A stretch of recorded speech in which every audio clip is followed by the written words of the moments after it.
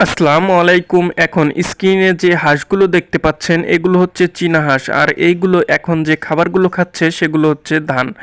এই ধানগুলো দিলে তারা প্রচুর পরিমাণে খেয়ে থাকে, কিন্তু অন্যান্য খাবার দিলে তারা তেমন খায় না।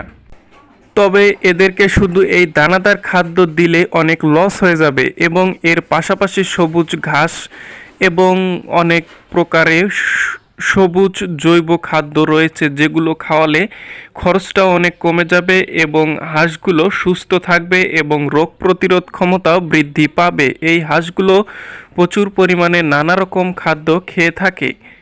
এই হাঁসগুলোকে যখন খাবার দেওয়া হয়, এর পাশাপাশি অন্যান্য যে ছোট হাঁসের বাচ্চাগুলো রয়েছে সেইগুলোকেও খাবার দেওয়া হয়। তারা একসাথে খেতে পারে না, যদিও তারা ছোট। এদেরকে একসাথে খাদ্য দিলে তাদেরকে বড় হাঁসগুলো অনেক অত্যাচার করে এবং এদেরকে খেতে দিতে চায় না। এই কারণে তাদের আলাদা করে খেতে দিতে হয়। এরপরে যে স্ক্রিনে যে মাছটি দেখতে পাচ্ছেন, এটি একটি মাগুর মাছ। এই মাছটিকে এখন খেয়ে ঘুরতে যাব তিস্তা ব্রিজে। তিস্তা ব্রিজে যাওয়ার পর দেখতে পেলাম তিস্তা ব্রিজের পানি অনেক বৃদ্ধি পেয়েছে।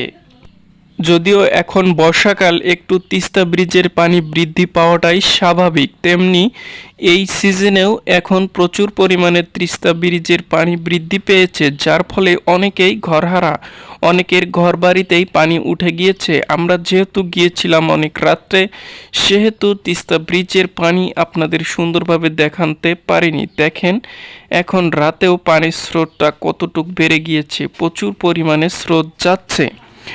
এইভাবে যদি আরও বৃদ্ধি হতে থাকে তাহলে ভয়াবহ সৃষ্টি হবে, বন্যার সৃষ্টি হবে। তো সবাই ভালো থাকবেন। আসসালামু আলাইকুম।